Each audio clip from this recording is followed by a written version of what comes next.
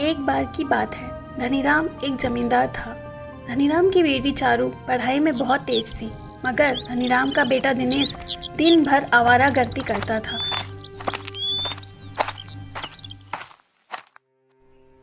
ये दिनेश तो कुछ काम धंधा करता नहीं है, सिर्फ मेरी मेहनत के कमाए हुए पैसे अपने आवारा दोस्तों में उड़ाता रहता है। तुम समझाती क्यों नहीं हो इसे? आप तो ऐसे बात कर रहे हैं जी, जैसे कि दिनेश सिर्फ मेरा ही बेटा है।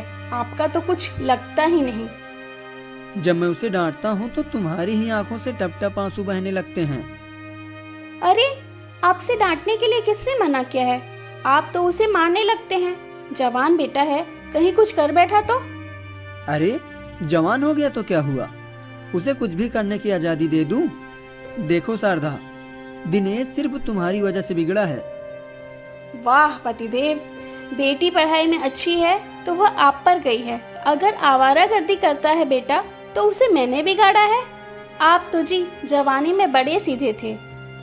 मैंने तो अपने पिता की दौलत को अपने आवारा दोस्तों में कभी नहीं उड़ाया। 20 साल की ही उम्र में काम करने लगा था और अपने पिता का हाथ बटाने लगा था। और तुम्हारा बेटा तो अपने पिता के ऊपर बोझ है। बस कीजिए, इतना भी बिगड़ा हुआ नहीं है मेरा बेटा। अरे, इतनी दौलत है, कहाँ ले जाओगे? एक दिन तो वह दौलत दिनेश को ही मिलनी है। बिटिया तो अपने घर चली जाएगी। गांव में ऐसा कोई भी व्यक्ति नहीं है जिसने मुझसे दिनेश की शिकायत न की हो। परसों तो दिनेश ने हद ही कर दी। मुखिया की बेटी बिंदिया को भी छेड़ा है उसने। बस अब मैं अपने बेटे के खिलाफ एक शब्द नहीं सुन सकती। पता है मुझे, आपके मुंह तो वो कलमुआ नौकर प्रकाश सिर पर चढ़ा है। संसार में तुम एक ऐसे पहले पिता होगे जो अपने बेटे की जगह अपने नौकर की तारीफ करते फिरते हो।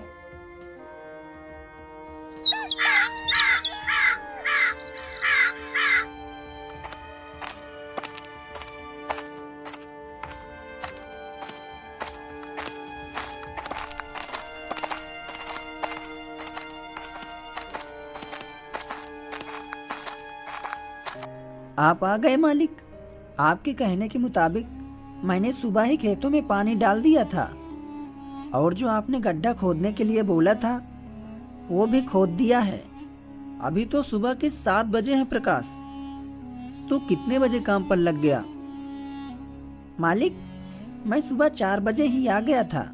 एक बात और बतानी थी आपको। कौन सी बात? कुछ देर पहले मुखिया यहाँ आया था। आपको उल्टी सीधी सुना रहा था। बोल रहा था कि अगर वो जमींदार है तो क्या हुआ, उसके लड़के को गांव की लड़कियां छेड़ने का कोई लाइसेंस मिला है क्या?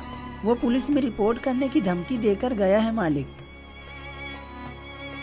अच्छा है, वो पुलिस में रिपोर्ट कर दे। एक तू है प्रकाश और एक वो मेरा बेटा। दिन भर कुछ नहीं करता सिवाय आवारागर्दी के, और मैं उससे कुछ कह भी नहीं सकता क्योंकि मेरा कुछ भी कहना उसकी माँ को बुरा लगता है। आप दिनेश बाबू को समझाते क्यों नहीं हैं? मैं उसे समझाकर थक गया हूँ। मालिक, मुझे कुछ देर के लिए जरूरी काम है। अगर आपका आदेश हो तो मैं कुछ देर के लिए चला जाऊँ।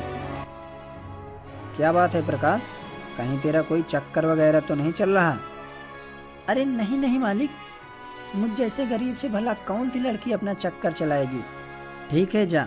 2 घंटे के लिए नहीं, 4 घंटे के लिए चला जा। वैसे भी सारा काम तो तू कर ही चुका है।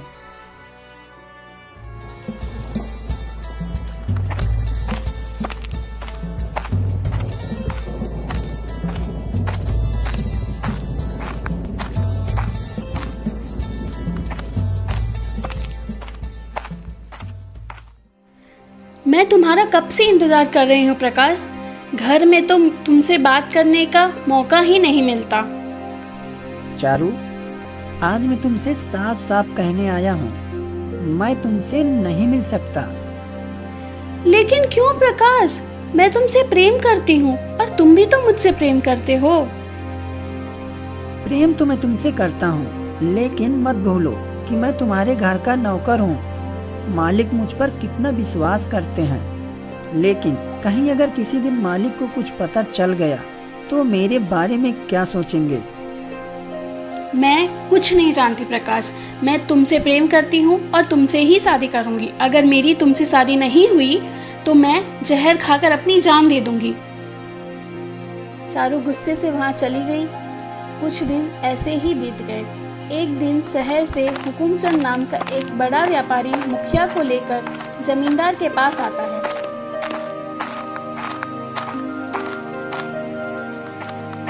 मुखिया को देखकर धनीराम चौंक गया।